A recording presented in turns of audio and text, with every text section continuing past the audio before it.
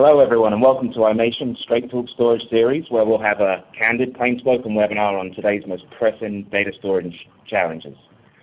Today's webinar, we're going to focus on the three most overlooked and dangerous internal security holes, common workarounds, and cost-effective, reliable approaches to help you and your high-value data and make sure that's secure and protected. At the end, we'll also be giving away a free interactive tool, and that can be used to easily identify and locate your high-value data, review your data growth, and determine ways to boost storage efficiency so you can make more informed storage decisions. You'll also notice the chat feature down in the bottom left. We do encourage you to use that for any and all questions that you may have, and we'll be addressing those at the end of today's session. So I'll now turn the time over to Mark Stamer, our featured speaker, who is the founder, senior analyst, and CDS at Dragonslayer Consulting out of Beaverton, Oregon. With more than 30 years of experience in IT infrastructure, storage, server, software, and virtualization, Mark is considered one of the storage industry's leading experts. His speaking engagements are always well attended because he presents pragmatic, immediately actionable information in a brisk, thoroughly entertaining style. So with that said, it's my pleasure to hand you over to Mark. Thank you, Sam. Welcome, everyone. As Sam said, I've been doing this a long time.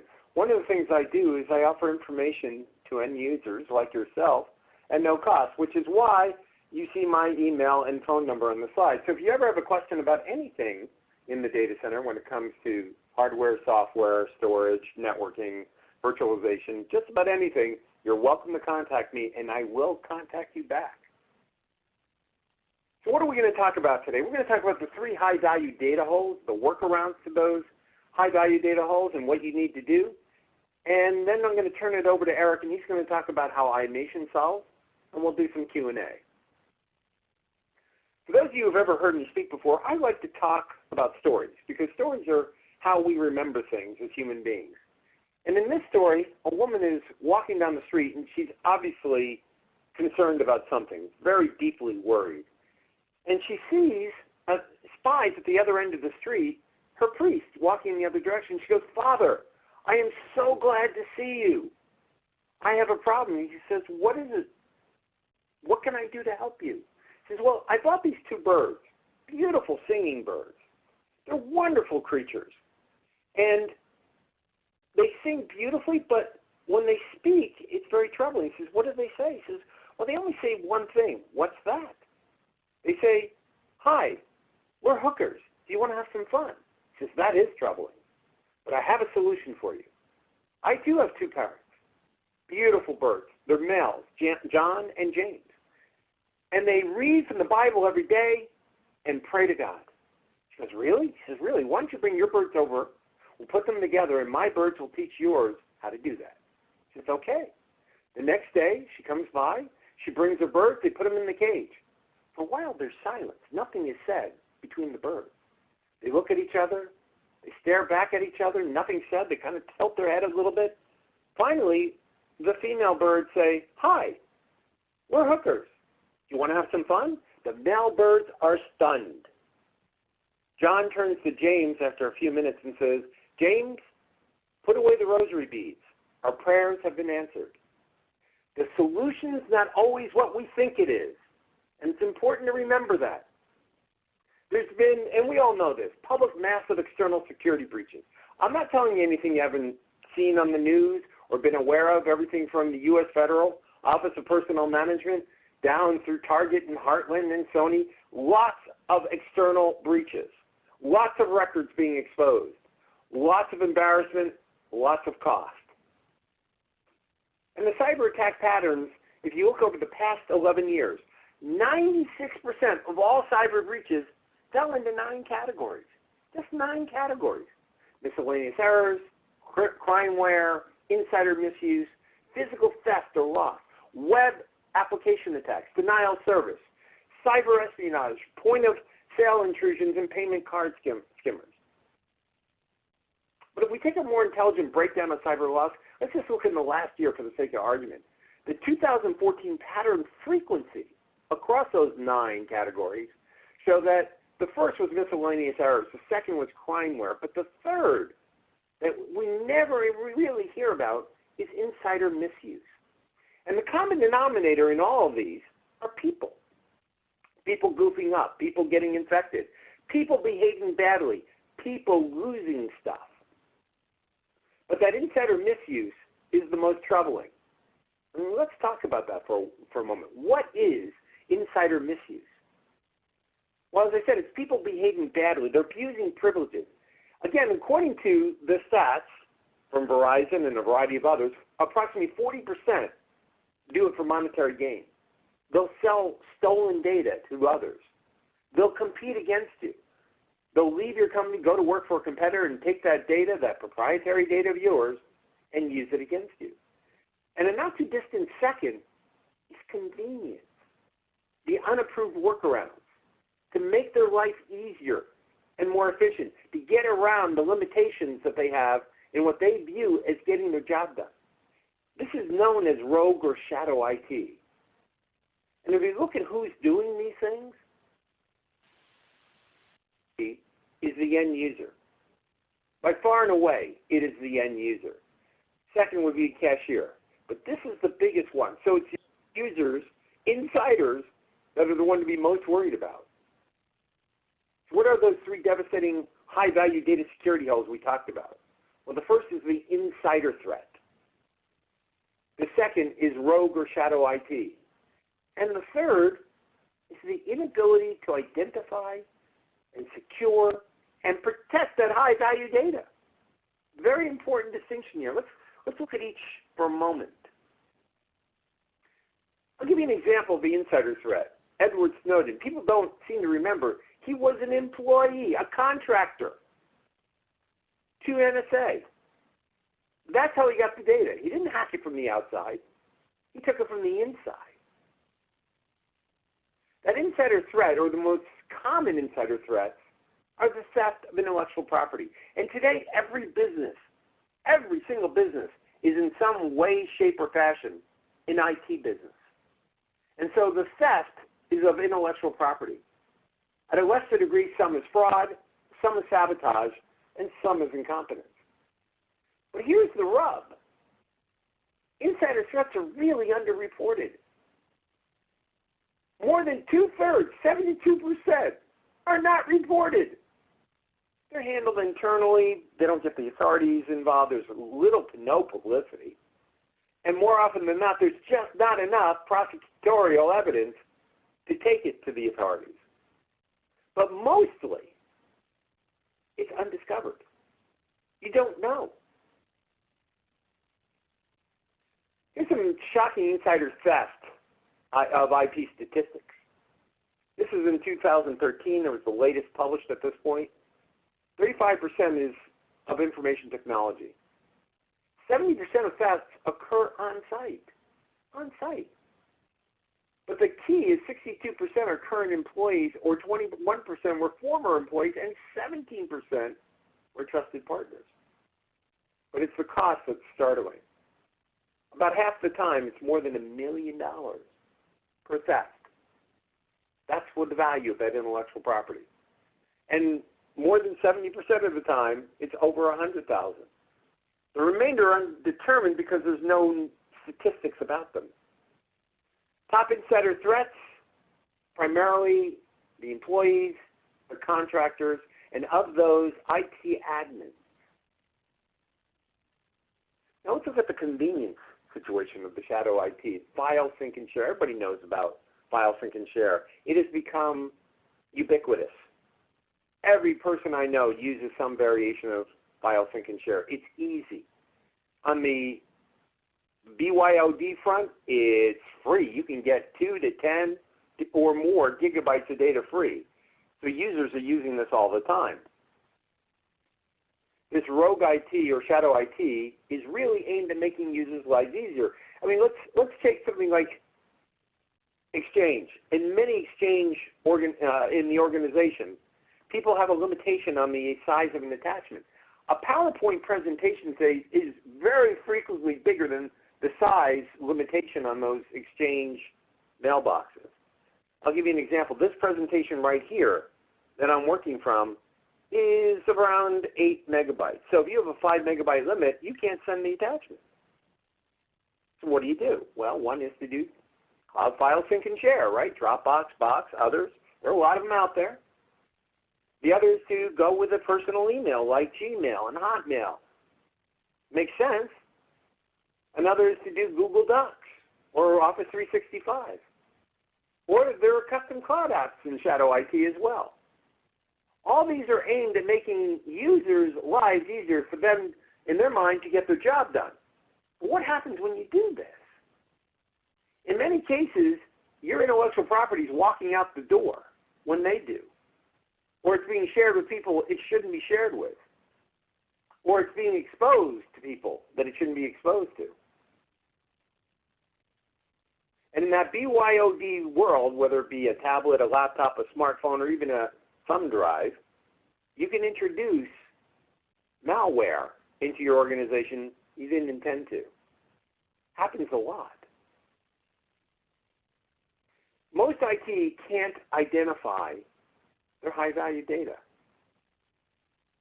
Storage isn't generally data aware. There's some out there that is, but generally it's not data aware.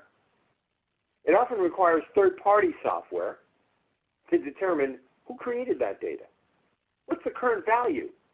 When was it created and changed, and who changed it? And when was it last accessed? And what is the data history? And is the data corrupt? And how does the data get healed if it is corrupt? Securing that high-value data is incredibly important, but you can't really secure it if you can't ID it.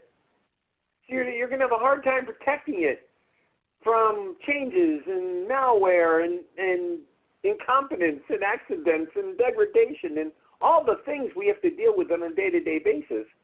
If you don't know where your high-value data is, that kind of puts you in a box. It means that you have to protect everything. And no high-value identification typically means you're going to end up not being in compliance, depending on the vertical you're in. If you're in healthcare, you're going to have a problem. If you're in the financial institution industry, you're going to have a problem. Insurance, you can have a problem. How do you know you're in compliance if you can't identify it? And the consequences can be severe, and we're not just talking organizational. We're talking about fines that can range into the millions of dollars. And we're not just talking about millions of dollars to the organization. Again, there are individual fines as well. So you have a reduction in your ability to protect high-value data when you can't identify it. From all of the key factors out there, whether we're talking hardware functions or human error or disasters, it's difficult to protect your high-value data. And bear in mind, if you can't identify it, as I said, you're going to keep coming back to, well, I'll just protect everything. There are consequences to just protecting everything. Because now, if you can't prioritize it, if you can't determine where it is, when you do a recovery from an error, from an accident, from a disaster, you're recovering a lot of data that you don't need right now. You're recovering a lot of data that is putting roadblocks in your way to getting up and running with that high-value data now. And 95% of most data in most organizations is not high value. It's passive. It's not being accessed on a frequent basis. It may be accessed sometimes, but generally, it's not being accessed. So that you could spend a long time recovering your data. I'll give you an example. One bank I know, which had an exchange failure not that long ago, ended up taking 5 extra days on the recovery before they could get their exchange back. 5 extra days because they were recovering mailboxes of people that had no longer worked for the company. Can your RTOs, your recovery time objectives, handle it? You got to think through this stuff at times. And no high-value identification means ultimately it's problematic and expensive security because you're going to need more of everything because you're protecting everything equally, right? More hardware, more software, more infrastructure, more power and cooling, CapEx, OpEx. It's a brute force approach. It's like boiling the ocean. You can't really discriminate. It takes forever. It rarely works. It never quite gets you there, and typically it ends up being unsustainable in cost. What's required to mitigate and eliminate that insider threat? You have to have high-value data identification. You got to have audit trails for it and encryption. You have to have worm, which is write once, read many. You have to have guaranteed integrity. You have to have the ability to self-heal it, to keep it durable and resilient at all times. So I'm going to finish up with another story, and then I'm going to turn it over to Eric. This is a Socratic test of 3. One day Socrates was walking in a field. It was a beautiful day. The sun was just rising. The dew was evaporating in a nice mist coming off the field. And he hears his name being yelled from behind. And he turns and he sees one of his students racing up to him, yelling, "Socrates, Socrates, Socrates." He holds up his hand and says, "Wait, stop. What is it that you want to tell me? But before you tell me," and it's obviously you want to tell me, "does it pass the test of 3? The student stops and says, "Well, I don't know. What is the test of 3? He says, "First, is what you're going to tell me true?" Well, the student stops and thinks for a moment. He goes, "I don't know. I don't know if it's true." Okay. Second, is what you're going to tell me good? Now the student gets a little chagrined, looks down at his feet for a moment, and he says, "Well, no, Socrates, what I'm going to tell you is not good." And Socrates nods sagely and he goes, "So we don't know if it's true, we know it's not good. Well, let's see if it passes the last test. Is what you're going to tell me useful?" And now the student blanches, shuffles his feet a bit, and says, "No, Socrates, you can't really say it's useful." And Socrates says, "Well, then why bother telling me at all?" And with that, the student turns on his heel and walks away. And this is why Socrates is one of our most renowned ancient philosophers. It's also why he never found out that Plato was having an affair with his wife. And on that note, I'm going to turn it over to Eric, and Eric's going to tell you something true, good, and useful. Eric? Thanks, Mark. I appreciate it. Good day to everyone. I appreciate you all joining us today here for our webinar, and thanks for the test of 3, Mark. We'll definitely show you something useful here and true and good, and really looking to help you guys connect what Mark just spoke about in terms of the challenges you are facing in securing your high-value data with how you address those holes that are exposing your high-value data.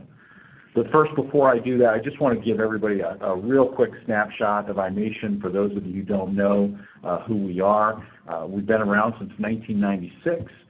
We were a spin-out of 3M at that point in time, and as a part of that, iMation has always been a part of data storage, and more importantly, protecting that storage and helping to ensure that you have access to that storage. As a piece of this core principles that we have, the 3 key principles that we have, is around protecting the data, which is something that we're connecting back to with regard to your high-value data. You'll see there in the bottom right, when we think about our technology solutions, our business-to-business, B2B solution pieces, we've got our iMation storage media, which you may know us by in different forms. We're manufacturers of tape media for the enterprise. So when you think about linear tape open, we are a provider of iMation tape that you might purchase branded, or you might buy our product through others of our OEMs that also provide that. And then we also have an interesting security product called RDX that lives in the storage media space as well, which is you can buy that in a secure format where it encrypts the data on a portable hard drive device that you can take anywhere, cannot break, destroy the data wherever you take it. Our Iron Key capability, which is all about mobile security. This is about not only encrypting USB storage, hardware encryption and management of large numbers of those types of devices that might get out into the wild, but it's also about securing the endpoint in what we have PC on a stick, or what we otherwise term as Windows to go with the Microsoft Windows environment that you can provide so that your users can have their own device and still have a managed environment and secured environment. Today I'm going to be focusing on the Nexan side. Nexan was acquired in 2013. We're going to be focusing on one of the products that's within the storage system space that is a part of our next topic, which is around our secure data movement architecture, which Assurion, which we'll talk about here in a moment, is a part of. We introduced this architecture back in March, and it's a philosophy and a set of solutions that's all about protecting that high-value data. We'll refine that definition a bit further as well, but it's about protecting that high-value data from data loss, leakage, destruction, or resurrection. As much as we sometimes want to bring data back, there's times that we don't want it to come back after we've removed it, especially if we have IT governance and compliance requirements that we need to deal with.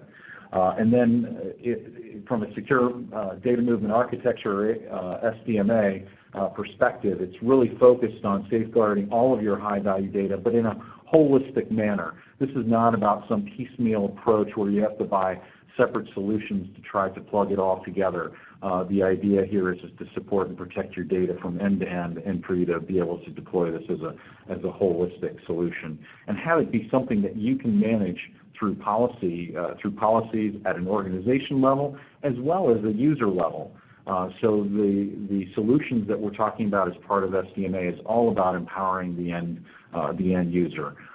It's been found that more times than not, security is much better off if you give empowerment to the user and provide training and accountability to the end user. So that's a key philosophy as we talk about our secure data movement architecture.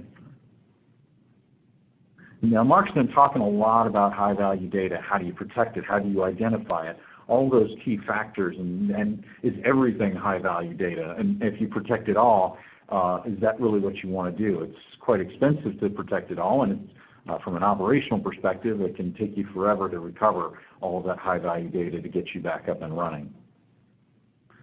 So simply put, we think of high-value data as that information that can't be recreated and is deemed business critical for your business. Right? It's that data that you must have, no matter if it does sit for 90 days, a year, 7 years, data that you know you have to have. The way we've been thinking about high-value data here at iNation is thinking about it more like when you have to evacuate your house in case of a fire or a flood. And you've just got a couple of minutes to grab everything that you can, get some provisions, the pictures. I guess you want to take your pets along with you as well. But a few days later after you've left, you're left wondering whether or not you actually grabbed all the things that were really critical in your life, things like your dad's World War II memorabilia, maybe your baby books for your kids, etc.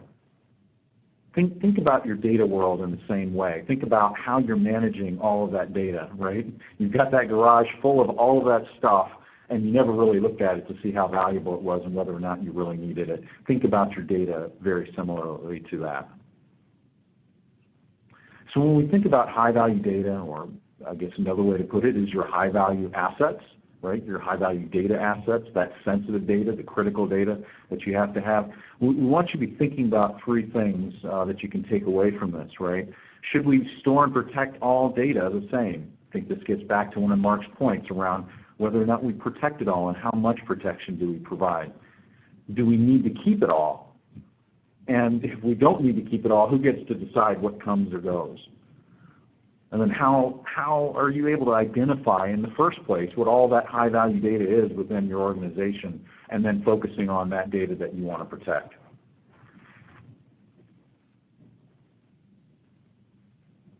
You got to love this phrase. I'm sure everybody knows it, uses it on a regular basis. We come from the angle that in this case, when you're thinking about your high-value data, hope is certainly not a strategy. Thinking that this will go away is not an option. These breaches that Mark spoke about, they're not declining, they're increasing, and the amount of data that they're taking is more and more every day. And it's progressing not just from exfiltrating, removing data from your organization, but it's also increasing in the fact that they're destroying your data and or that they're doing bad things with your data internally that could affect operations. So, figuring out what all of this data is, at the end of the day, you could get through your garage, but with all of the data that you have, how do you even start to think about what is your most mission-critical data? And when I think about mission-critical data here, we've got applications already, databases that have a lot of security behind it. So if you think about your CRM, your MRP systems, et cetera, all of those applications have some form of security of that data that protects it, right? What we think about is really when you start to export that data, or when you're creating new Word documents or new Excel spreadsheets with your financials, or you're trying to do an analysis of the data that might be in the database, and you export it onto your laptop and take it with you, or you exchange it with a USB drive to somebody within your organization so that they can work on it. So how do we find out where all of that unstructured data lives? So Automation, just for this purpose, right, because one of the challenges, as I just mentioned, is just identifying that data. And Mark mentioned it earlier as well. How do you identify it to even get started? So one of the software tools that we've provided our customers and is available to you off of our website is our Automation Secure Data Discovery software tool. Again, you can download that off of our website. You can plug in search criteria to scan your storage environments, as many storage share environments or local file share environments that you have, to search for your high-value data. You can select on the data type, the size or location, and how old that data is. This helps you easily identify that data and locate where it is. Once you have that, it also, the Secure Data Discovery software tools allow you to review your data growth and determine, can I also, by understanding it, boost my storage efficiency by determining what kinds of data do I not need anymore, or can I go ahead and move that off somewhere, still protecting it, but optimizing my primary storage. At the end of the day, it's all about making more informed decisions, and so that's what Secure Data Discovery is there to do. So again, we'll talk about this more at the end of the presentation, but again, you can download this. It's a no-charge download available to you. You can run this locally. You can get a report summary right there, and then you can certainly get more information by uploading it, where we can do some more analysis and talk to you more about it to help you further in that goal. I mentioned this earlier. One of our SDMA solutions that we're talking about, our secure data movement architecture solutions, is Assurion. It's a product that we acquired as a part of our Nexan acquisition, and it has a lot of key security features and capabilities that help us protect high-value data in many ways. First, it starts with file integrity, ensuring 100% file integrity over the life of the file. It ensures the health of the file. It ensures that things like bit rot, from hard drives or magnetic flux don't impact your data, and that it's recoverable, with self-healing features that ensure that you can recover that file if such a thing were to happen. It also includes things like fingerprinting and serial numbers and secure time, so that we know exactly the data that we created is the same today, tomorrow, and in the future, however long it may exist within the Assurion space. It can support your compliance requirements, whether it be government regulations, data retention, litigation, etc. And it's really good about securing and ensuring the privacy of that data. It's completely integrated with Active Directory. It has its own built-in replication. Whenever you create a file, it replicates that file and ensures the integrity across that. It has its own level of security, encryption, and authentication, including our lock and key storage administration capability to ensure a rogue administrator can't gain access and destroy that data. It also has the important ability to optimize the data that you already have, and helps you eliminate some of the overall overhead involved with backups, and giving you more efficiencies, freeing up your primary storage. And then also another key piece of the optimization discussion is if data is not being used, do I need to be powering all of the infrastructure that allows me access to that data all the time? So it also comes with a capability for automate. So I just want to dig in a little bit deeper here as we go, just to discuss a little bit about how is it that we go about doing this. I kind of give you those high level capabilities here. The file integrity piece is a very key aspect. As we mentioned before, inherently the system creates two copies of the file. A file that might exist on a server is copied with encryption in flight between the server endpoint to the Asurion, and it's validated before the copy is called complete, and then that second copy that's made is also validated across it. Once we do that, we actually create a file fingerprint for each and every individual file. We have two different types of hashing mechanisms that we use compared to other solutions that may only use one type of hash code, something like MD5. So this hash stays with the file throughout its life. It gives us the ability to understand the file's integrity and whether or not something's occurred with the file that needs it to be corrected. The self-auditing capability that we have on board regularly monitors the fingerprint against the file itself. By default, it's every 90 days.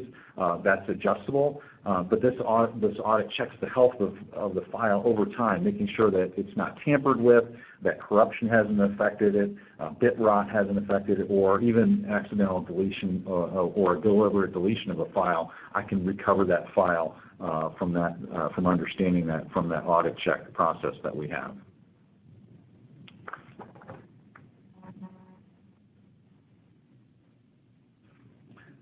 Through that audit process, we're also able to, through that serialization point that I was making earlier, because we have that, we have an ability to check to ensure that all the files are accounted for and that they're always available. If a file is missing, Asurion sends an alert and automatically returns the file to its original state. Remember, we said we have a second copy always across the Asurion system itself.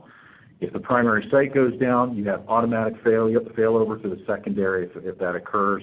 And then also when the primary comes back up, self-healing, which automatically resynchronizes both sites. No user intervention required.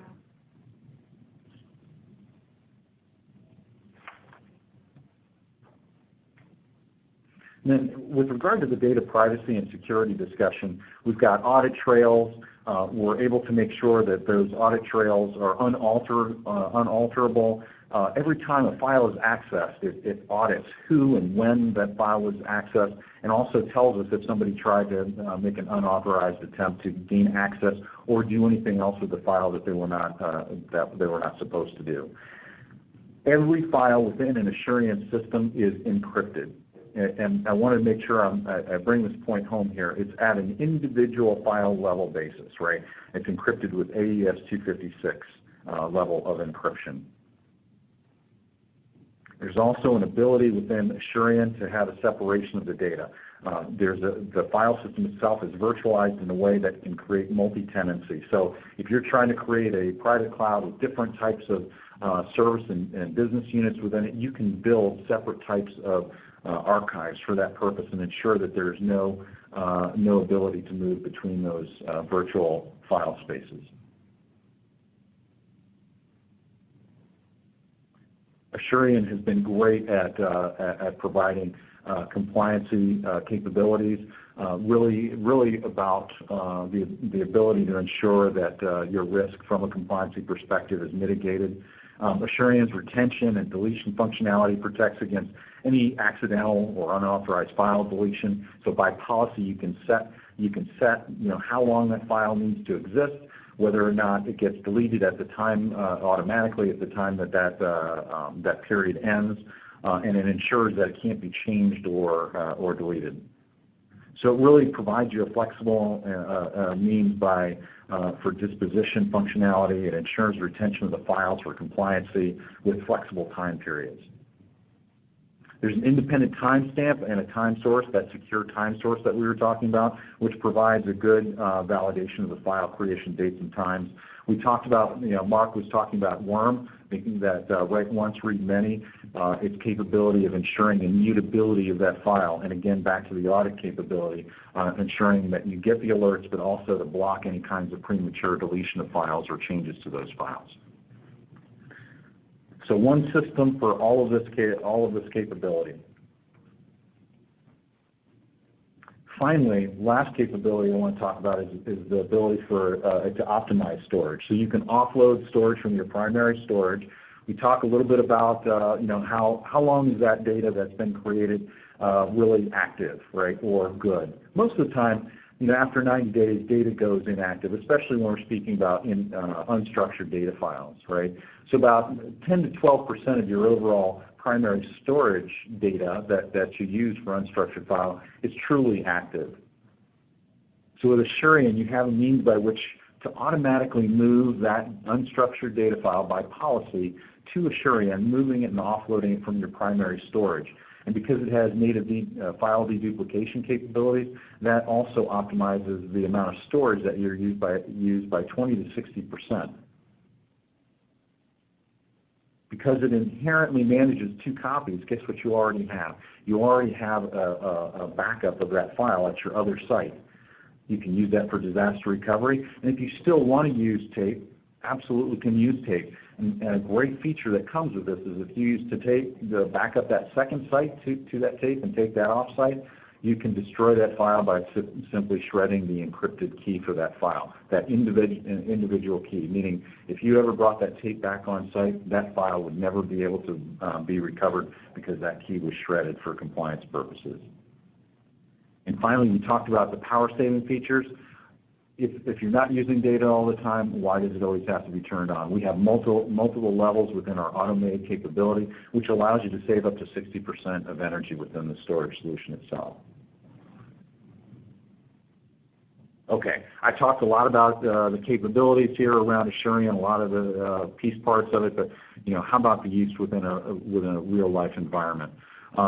We all love the show CSI. I do anyway. There's a new CSI Cyber, which I'm particularly fond of now. But all that tech wizardry we see on the screen isn't the real world, right? We live in the real world. Mark outlined what's going on with all of the things that are going on within any given organization. So, let's talk a little bit about a real-world forensics customer. Now, for the purposes of security here, I've sanitized who this is here. But the idea here is their particular challenge was to guarantee the authenticity. If you can think about evidence, that's a very important and key factor. The authenticity of the evidence that they gathered and the integrity of that digital evidence and forensics that they gathered itself. So they needed a solution that could provide a secondary line of defense to their primary storage, in case the primary storage was corrupted. Beyond just that of backups, they needed to ensure the file integrity of it, and they needed to ensure that tamper resistance, right? Because they needed to make sure a chain of evidence could be handled properly. They needed to be able to scale. They continually gather evidence. New cases come in all the time, so they need to be able to handle that continual growth of that data. And if there was ever a need to recover, they need to be able to recover that simply, easily, and ensure that it's viable. In this particular case, this customer, in fact, had a tier one outage. It suffered a data corruption on disk with the storage system that was being managed. It was backed up, and every time they tried to recover that backup, the data, it wasn't there, and it was still corrupt. It was Asurion that came back and saved the 6 months of case data that they were trying to get back for a particular case. And that case data included drug trafficking, enforcement, murder, and domestic abuse. So they had a single case and multiple cases that went beyond that individual large case that was at risk. When all that data was corrupted, the potential there was dramatic, not just lost jobs, but cases that wouldn't be closed. So Asurion was certainly the key piece that they needed to ensure a chain of evidence and that all of their data was had integrity attached to it. So just in summary, these are the business priorities on the left that Asurion is addressing: guaranteeing data integrity for that file integrity business priority, providing you with a secure archive to support your risk mitigation requirements, securing that data with audit trails that alert you and can show you everything that occurs and secures your data in place, and also gives you an ability to do this cost effectively so that you can close these holes that Mark has talked about in a cost effective manner. So if you have any of these concerns that Mark has talked about, the business priorities that we've talked about, and you want to do that cost effectively, just consider what we're talking about here with a solution such as Assurion and as a part of the secure data movement architecture. With that, what I want to do now is pass this back over to Sam. Hey, thanks very much, Eric, and thank you to you as well, Mark. So, as we discussed, we're going to be giving away a powerful and interactive secure data discovery tool to you at the end of the webinar. We're going to shoot that out to you by email. So again, you can easily identify and locate your high-value data. You can set the parameters on what it is to you that is important, review that data growth, and determine ways to boost your storage efficiency so you can make more informed storage decisions. So again, keep your eyes peeled in your inbox after the webinar. So with all that said, we're going to open it up for some questions at the end. I think I'll just read them out, and Mark and Eric, you can decide between the two of you as to who you'd like to or how you'd like to answer. So just looking through here. One question is where are the appliances manufactured? Great question, Sam. So our Assurion products are manufactured in the U.S. And we use U.S. Branded servers, so they're off the shelf, and then our software. So all of that is the software itself is part of our automation portfolio.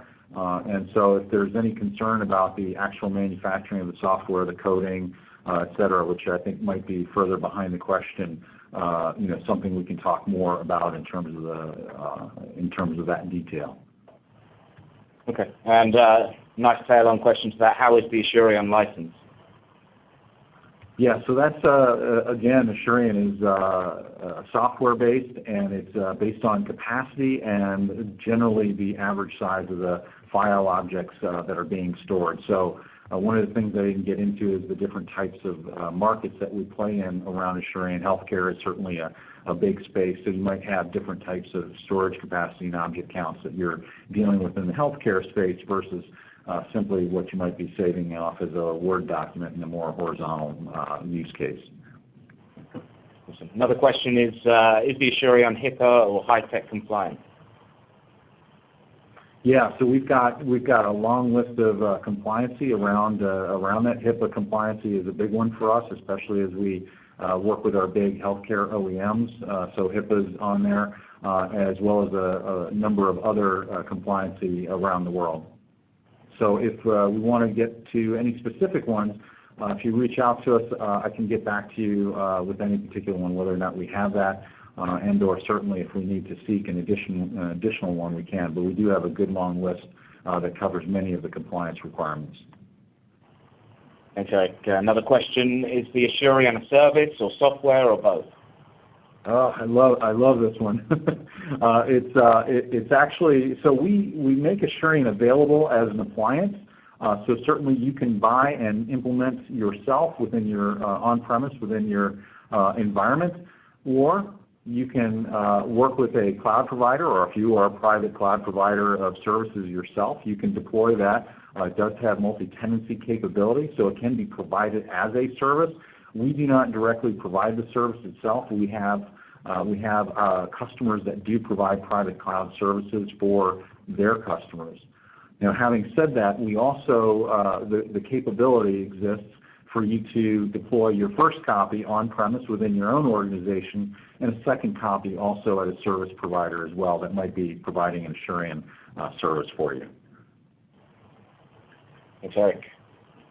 A few more questions here. What distinguishes Assurion from standard data protection products like Commvault Symphana, Symantec NetBackup, EMC Avamar?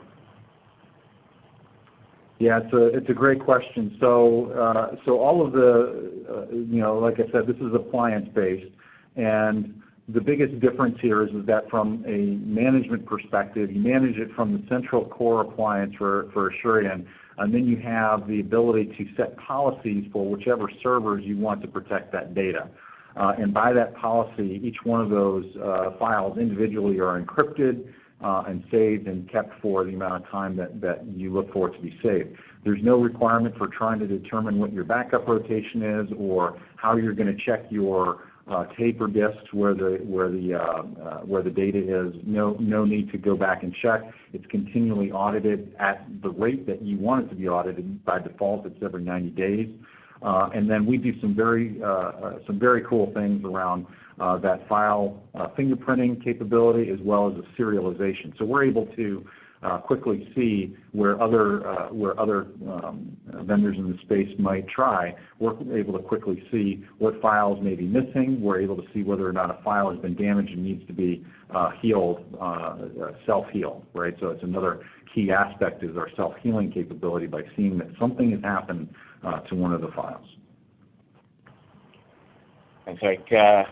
Kind of tailing on from that, does the Asurion do the data archiving by itself, or does it require third-party software to ingest the data into itself? Oh, great question. Yeah. So for all, if we're just talking file shares, it does all of that itself. It does all. You don't need to go get another third party in that space. Depending on your application, there may be a reason to go get a third party. If there's something, if there's a specialized unstructured data type application that you need, there may be a need to have a third party get involved in that case. But in most of the instances when we're talking about unstructured data that lives out on file shares, able to do that natively.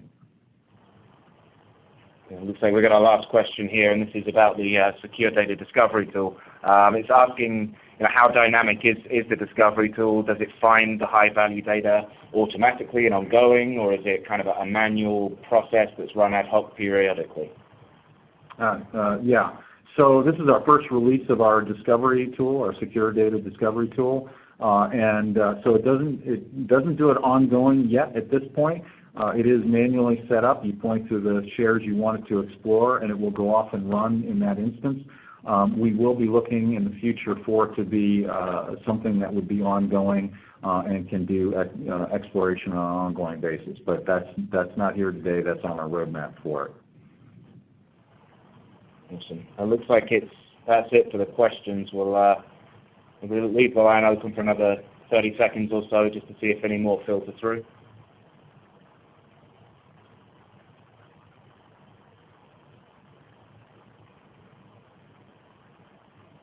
Whilst we're waiting, are there any other points that yourself, Eric, or Mark would like to make before closing out the call? The only point I'd make, Sam, is candidly, most organizations I talk to are not really focused on the insider threat. And that's one area that you're free. Download on the Secure Data Discovery Tool can help you deal with and protect against. Thanks, Mark. Looks like no other questions. That's it for me, too. No, I was just going to say that's it for me, Sam. I just wanted to send my appreciation for everybody who's joined. Yeah, again, big thank you to both you, Erica, and Mark, and everyone for joining today. The webinar certainly has been recorded, so we'll be sending that out to you as alongside the Secure Data Discovery tool. Any further questions, feel free to contact us through the iMation website. And that closes the webinar for today. Thank you, everybody.